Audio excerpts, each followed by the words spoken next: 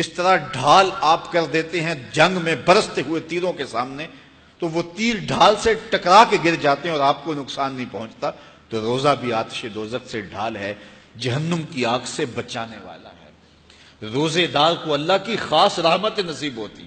ایک حدیث میں آتا ہے کہ روزے دار کو دو خوشیاں نصیب ہوتی ہیں۔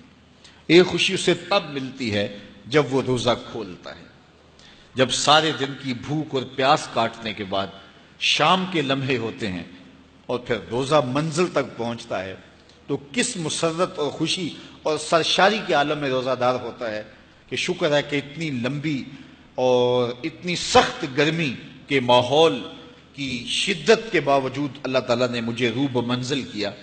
تو اس وقت ایک احساس اس کے ساتھ جڑا ہوتا ہے، اور پھر جب وہ ٹھنڈا اور میٹھا مشروب اپنے کام و دہن میں ٹپکاتا ہے اور وہ ٹھنڈا میٹھا مشروب اس کی رگوں کو تر کرتے ہوئے معدے کی طرف بڑھ رہا ہوتا ہے، اس کی زبان بولے نہ بولے دل اللہ کا شکر ادا کر رہا ہوتا ہے، اس کا ایک ایک عضو بدن رب کا شکرانہ ادا کر رہا ہوتا ہے۔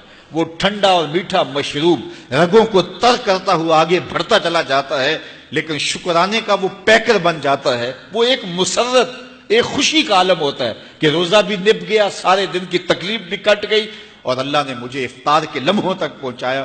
فرمایا روزے دار کو ایک خوشی تب ملتی ہے جب وہ روزہ کھولتا ہے، وَفَرْحَةٌ عِنْدَ لِقَاءِ رَبِّهِ، اور دوسری خوشی روزہ دار کو تب ملے گی جب روزے کے صلے میں اللہ اپنا دیدار عطا فرمائے۔ بنی آدم کے جتنے بھی عمل ہیں 10 سے لے کر 700 گنا تک اس کا ثواب اولاد آدم کو اس کا دیا جاتا ہے۔ جتنا گڑ ڈالو اتنا ہی میٹھا، تو بعض کو 10 گنا، بعض کو 70 گنا، بعض کو 100 گنا، بعض کو 700 گنا، تو 10 سے لے کر 700 گنا تک بندے کے اعمال کا صلہ دیا جاتا ہے۔ لیکن میرے حضور نے فرمایا لیکن روزہ جو ہے اللہ فرماتا ہے وہ میرے لیے ہے اور اس کا اجر میں خود عطا کروں۔ جب وہ خود عطا کرے گا تو کتنا عطا کرے گا؟ سخی اتنا بڑا ہو تو پھر کیا عطا کرے گا؟ بلکہ بعض نے اس کو عجزی بہی کی بجائے اجزا پڑھا ہے بصیغہ مجہول، کہ روزہ میرے لیے ہے اور اس کی جزا میں خود ہوں۔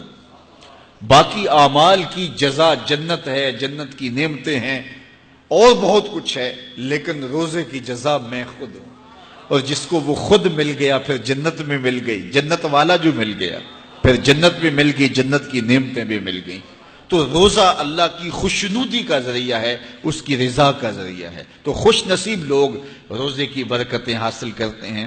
اور ایک روایت میں آتا ہے جب رمضان المبارک کا آغاز ہوتا ہے اللہ اہل ایمان کو، اپنے بندوں کو محبت کی نظر سے دیکھتا ہے، اور اللہ جس کو محبت کی نظر سے دیکھ لے پھر اسے کبھی عذاب نہیں دے گا۔ اللہ اکبر۔ تو یہ روزہ دار کے لیے اللہ کی کرم نوازیاں ہیں، اللہ کی رحمتوں کے اجالے ہیں جو اس کے اوپر برستے ہیں۔ تو میں اور آپ اس ماہ انور کو، اس ماہ نور کو اس طرح سے گزاریں کہ ہمارے اندر کے پاپ دھل جائیں، ہماری غلاظتیں گناہوں کی مٹ جائیں، ہمارا سینہ صاف ہو جائے، ہم اہل ایمان کے لیے کشادہ دل ہو جائیں، ہمیں جو ہے وہ جھوٹ سے، تکبر سے، بخل سے، ریا سے اور دیگر امور بد سے اجتناب کرنے کی عادت پڑ جائے۔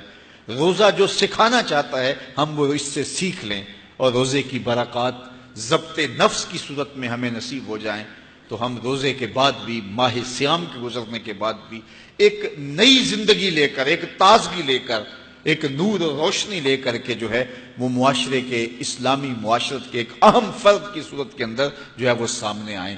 تو اللہ اس ماہ صیام کی برکتیں ہمیں نصیب فرمائے۔ ہر سال مہینہ آتا ہے، گزر جاتا ہے، ہم پورا مہینہ بھوک کاٹتے ہیں اور پھر وہاں کے وہاں ہی کھڑے رہتے ہیں، تو پھر ہمیں سوچنا چاہیے، لیکن اگر تبدیلی آتی ہے تو پھر شکریہ ادا کرنا چاہیے۔ آج کی اس تاریخ میں ہم عزم کر کے اٹھیں کہ ہمارا یہ ماہ صیام ہماری زندگی میں ایک سنگ میل ثابت ہوگا، اور ہم ایک نئے باغپن کے ساتھ، نئے عزم کے ساتھ یہ مہینہ گزاریں گے اور ضبط نفس سیکھیں گے اس مہینے سے۔